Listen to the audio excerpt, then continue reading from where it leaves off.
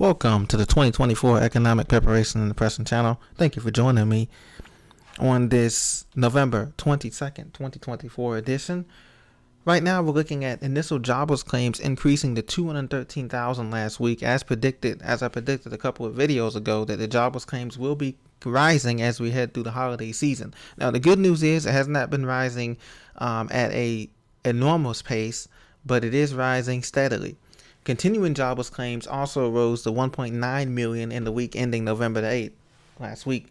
So U.S. citizens filing for new applications for unemployment insurance rose to 213K for the week ending November 15th, as reported from the U.S. Department of Labor on Thursday. This print came in below initial estimates of 220,000 for the continuing claims, but initial jobless claims are rising. So the numbers have been adjusted. The numbers have been rising. Unemployment right now, the official numbers anyway, is above 4%. The unofficial numbers is at 8 to 9%. And that's counting, private sector, hospitality, government, transportation, utilities, energy sectors, all of those sectors combined. So this is going to spell trouble for a lot of people. A lot of people are cutting back. Those who do have jobs and any sector, they're cutting back on purchases here. And this holiday season remains to be seen.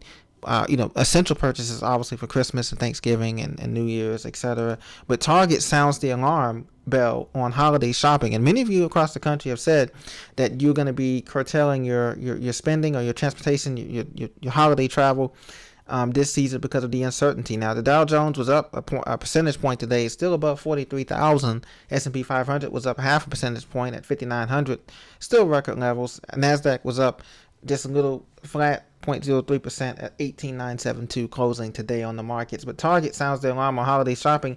They're warning customers that they're going to have a weak holiday shopping season. It's not just them for the retail industry, but that could mean that outlet malls, regular malls, everything is going to be having a potentially weak season. Besides Amazon and online stores, forecast may do better.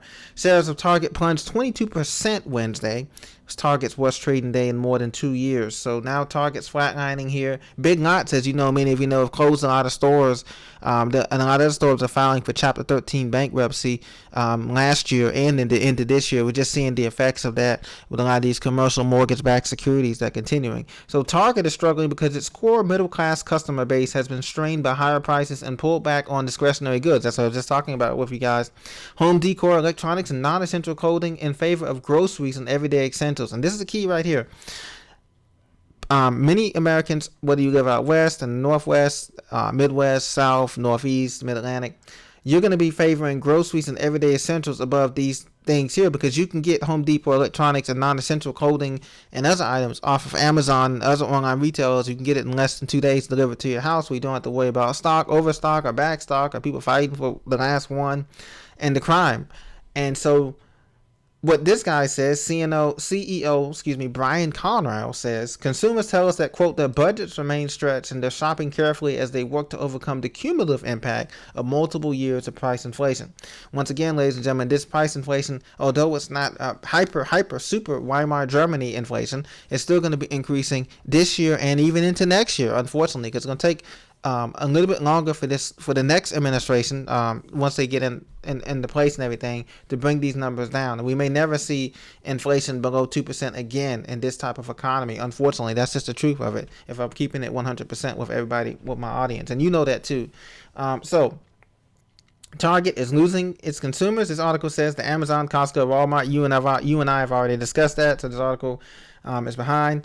So this was going to be continuing. You can see that as well. Now, another thing that's going to disappoint people who have investors who are looking for money is that the Federal Reserve's likely slowdown in rate cuts once again could disappoint borrowers. And I talked about this in the previous video yesterday, day before yesterday, is that the Federal Reserve is probably going to hold rates unchanged in December because there's no need to cut rates if the economy is so-called booming right now. At least Wall Street is booming. And they're shuffling, buying back stocks and all that kind of stuff that they normally do. So there's no need to really cut rates. And so fewer rate cuts would likely remain that continued high mortgage rates and other borrowing costs for consumers and businesses. Auto loans will remain expensive. Small businesses will face high loan rates. And a lot of banks have stopped giving out loans to people. So the 30-year mortgage, according to abcnews.com, has risen to its highest level since July. As you know, it's above 7% again. And this is going to spell trouble for this housing market. And we know the rental market as well. Rental prices have only increased for a 1 bedroom or a 2 bedroom in a lot of these top 20 major cities in the U.S. So that's going to continue to go up. So either way, whether you're looking to buy a first home, or you're renting a condo or a house, or you're getting into some kind of tiny home or manufactured home, prices on all of these interest rates are going to continue to rise. According to mortgage buyer Freddie Mac, it's going to be up to 7.2% on that. And so this is going to continue.